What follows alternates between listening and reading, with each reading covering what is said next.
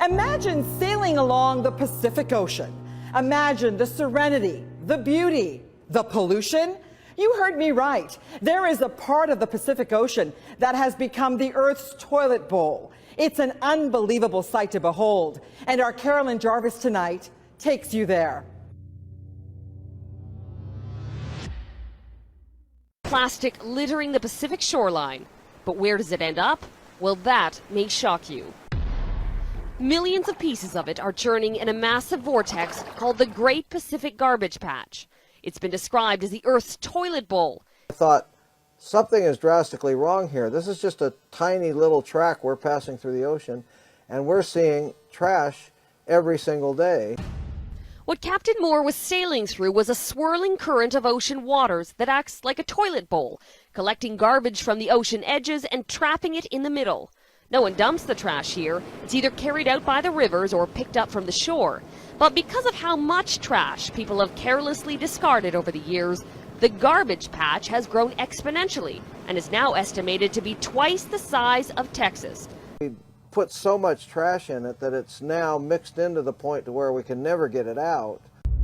But the trash doesn't just sit on the surface. It breaks down, floating throughout the depths of the ocean.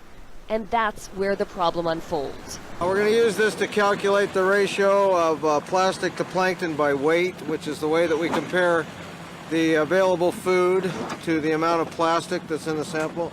In this one, I think we're going to find that the ratio is greater than 10 to 1 of plastic to plankton. What exactly is the Pacific Trash Vortex? It's a huge soup of trash twice the size of Texas that has the dubious honor of being the biggest landfill on the planet.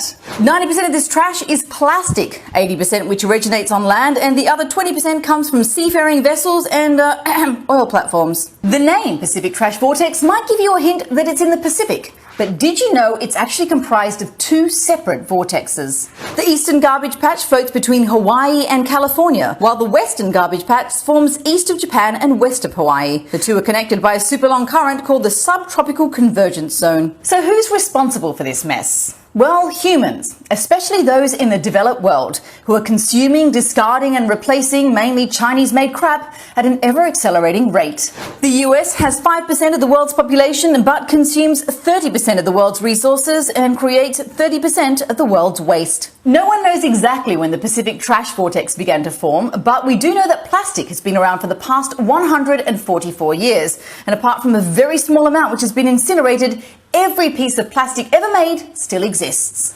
Given we're churning out about 60 billion tons of plastic annually, much of it disposable, it's no wonder monsters like the Pacific trash vortex have been created. Why do we care about the Pacific trash vortex? Because it's killing millions of birds and animals every year who consume or get tangled in plastic debris. Check out Chris Jordan's photos of albatross on Midway for some graphic proof. Worse, the Pacific trash vortex is only one of 5 massive trash vortexes, which together cover 40% of the world's oceans. So how do we stop it? Well, each of us tosses about 185 pounds of plastics each year. Much of it, like PVC rubber duckies, toxic.